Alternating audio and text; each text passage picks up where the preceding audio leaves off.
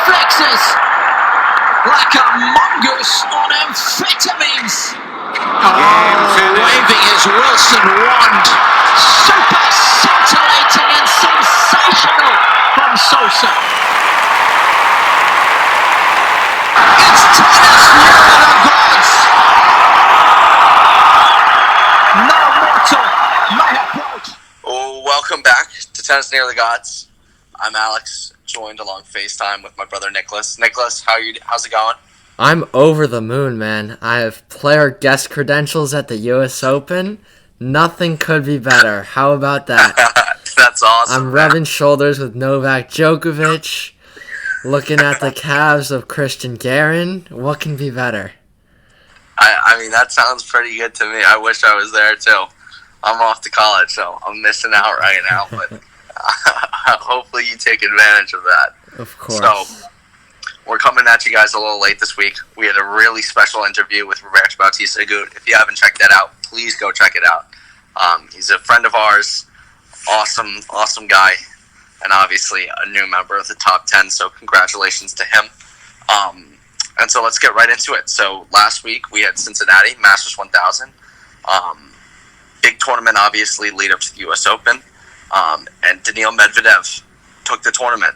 I mean, this guy is a machine, Nicholas. Yes, he is. 18 matches in 20 days, 3 straight finals. What? I mean, how insane is that? Unreal tennis. The guy doesn't miss. No, he does not. Guy He's a miss. wall.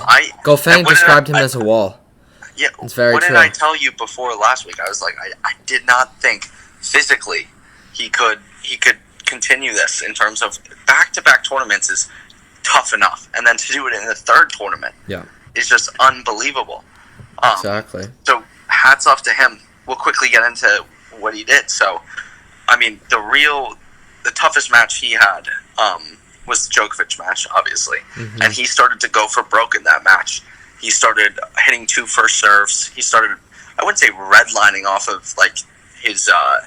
He was redlining off the serve, actually. I'd say that. And he was just throwing in stuff, which made Djokovic second guess and was unsure of what he was going to do. Djokovic, one of the best returners in the world, is getting thrown for a loop because he has no idea what serve is coming in for the first and second serve.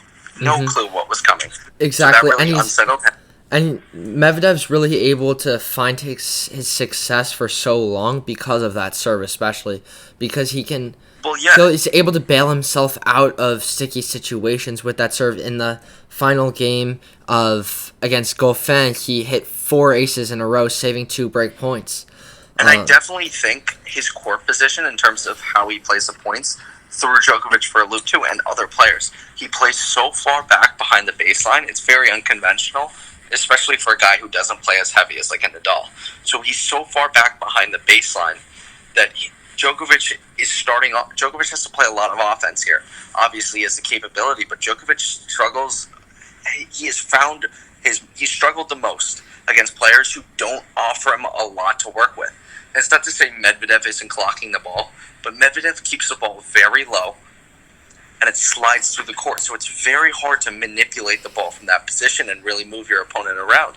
And you can see it with all these guys. They're struggling. Rublev.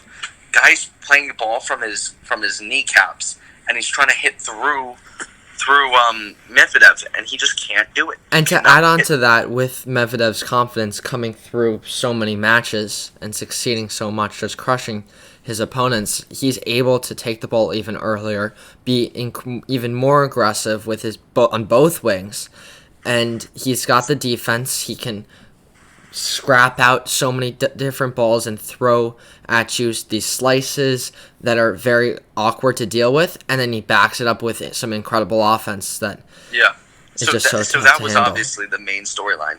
I mean, this guy he's so rock solid and does not give an inch, and he's almost like a Roberto Bautista Agut in the sense of his backhand slides very low and his forehand isn't even that heavy, but obviously he's executed a little bit better this year. But those guys have both found success, and they make guys very uncomfortable because they make a ton of balls and they play relatively flat. So it's very hard to tee off on balls when the ball is below net level. It's very hard to dictate. So hats off to Medvedev. I think a big story of this tournament also was the bottom half of the draw, because you see Nadal pull out of the tournament last minute, so lucky loser jumps in there. And a funny stat that that was mentioned was, I think it was after the round of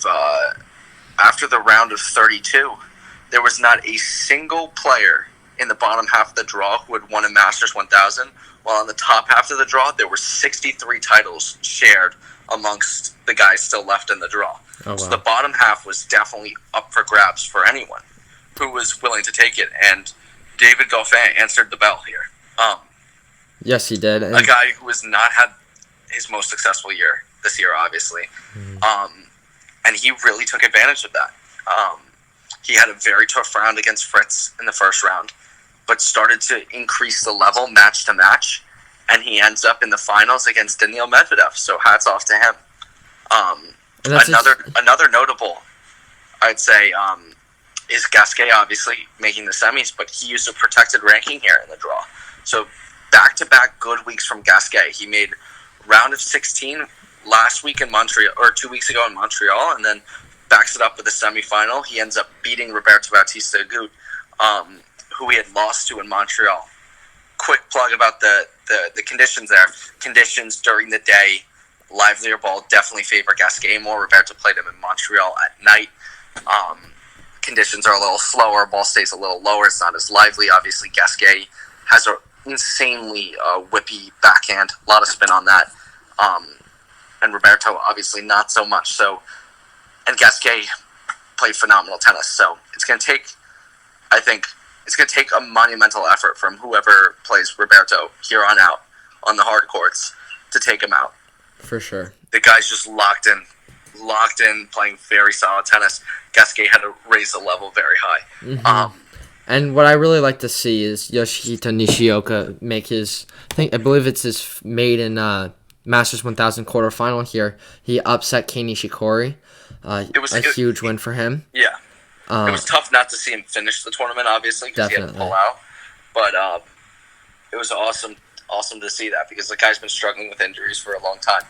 He's such a great talent. Really great player. Last thing I want to mention before we get to Winston Salem, I think, is Zverev.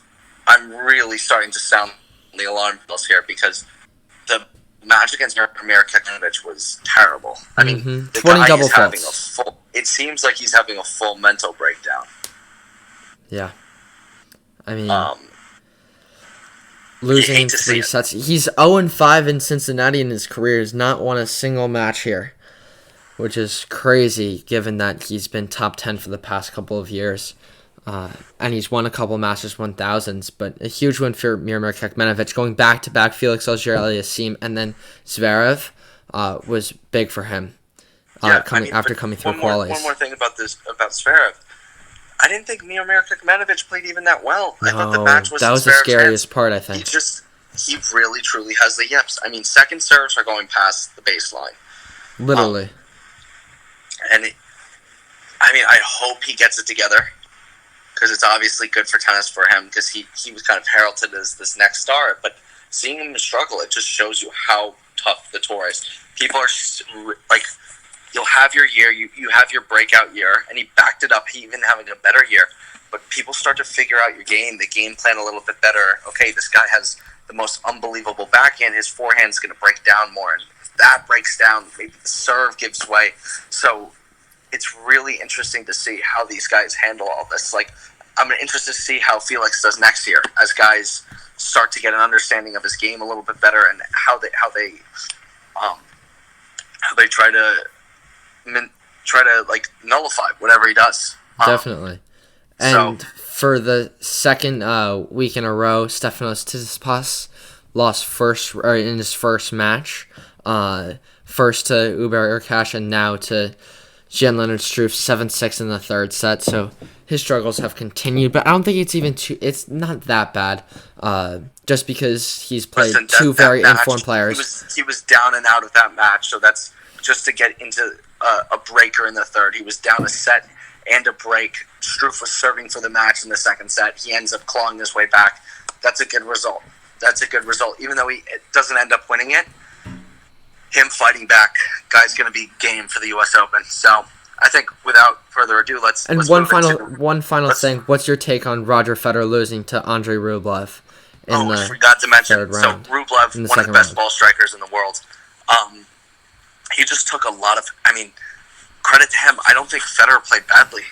I just think Rublev just got the first strike on almost every single point and didn't miss. It was something insane. Like in the first set, Rublev only had 3 unforced errors, and he was uncorking forehands at like 90 miles an hour. Mm-hmm. Rublev struck gold that day, but I think you got to give credit to Andrei Rublev. He just out-hit Fed. He just went out there and was a better ball striker. So it's very tough when you run up a guy against that who's that hot. But you saw what happened against Daniil Medvedev. Couldn't keep it up. So No, he could not. So moving on to Winston Salem, the only 250 leading up into the U.S. Open. It's a draw of 64, headlined by Benoit Paires, the 1 seed. The 2 seed is Denis Shapovalov. The 3 is Uber Urkash. So a great draw here. I think one of the biggest storylines thus far in the tournament is Ducky Lee. In his first ATP Tour match, he got a win over Henri Laxonen. He's, I believe, mostly deaf. He can't hear really anything, so that's huge for him. An incredible result. But then, yeah, I think when you look at the draw, I mean, obviously Andy Murray last night against Tenny Sandgren, he ended up losing. I want to focus on Murray for a little bit because he did play in Cincinnati, and everyone's wanting to watch him play. I still think the movement's a little bit hampered. I know he hasn't said anything like, "Oh, it hurts," but he just looks a step or two slower. So I'm really wondering if they. I don't necessarily think it's the pain. I think it's just not 100% trusting his movement. Yeah, I think what will be interesting to see is if he tries to change his game at all, because he's not going to be the same counter puncher and have the same success as he used to. So it'll be interesting to see if he decides to take a little more of an aggressive stance and work on different aspects of his game, and kind of what Federer did, and alter his game style and try to play a lot more aggressive, minimize the amount of long points he played.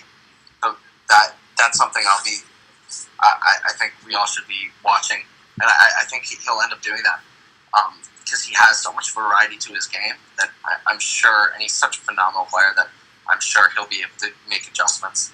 I think looking at this draw, I see the 2 people who stand out to me are Benoit Paire and Filip Krajinovic. I disagree with Benoit Paire. I just think because the top half of the draw, I like it for him. I take Carreño Busta. Yes, he did against Djokovic. I really liked how he looked. He was striking the ball very starting cleanly. to get back in form, Mm-hmm. so it'll be interesting to see how this tournament goes. I love the way he plays. He's very disciplined, so hopefully, I have him taking the title. I love Krajinovic. He had a big win against Berdych today. But other than that, I mean, Uber Urkash, obviously very talented player. The tournament's up for grabs, especially since it's a tournament the week leading right into the U.S. Open. You never know if Benoit Paire is like, I kind of want to get up to New York and bounce out, and the focus isn't there. And same with all these other guys. You don't know what's going through their head. So we'll see, especially since it's a full draw of 64, or not a full draw of 64, but it's a draw of 64. So it's a full draw of 32 for all these guys. So that's all I got. What about you, Nicholas? Yeah, I'm really interested to see, because Denis Shapovalov has never played this tournament before. I really want to see how he fares, because he hasn't had a very good tournament thus far. He just won his first match against Tenny Sandgren, and I hope the best for him, because he's been struggling a little bit. And then the other player I wanted to look out for is also Francis Tiafoe, just because he, since, what was it, the Australian Open quarterfinaling it, Yeah. he hasn't done too much, and He's so talented. Yeah. He's going to strike gold one day. he will. He will. Big fan. Such a high-level player. So that's all I got. Nicholas, you good? We're great. Well, thank you guys. Appreciate if you made it all the way to the end. Thank you so much for listening. we're going to catch you guys later this week once the main draw of the U.S. Open comes out. Qualification is underway, so cannot wait for that to get underway. Thank you guys. See you later.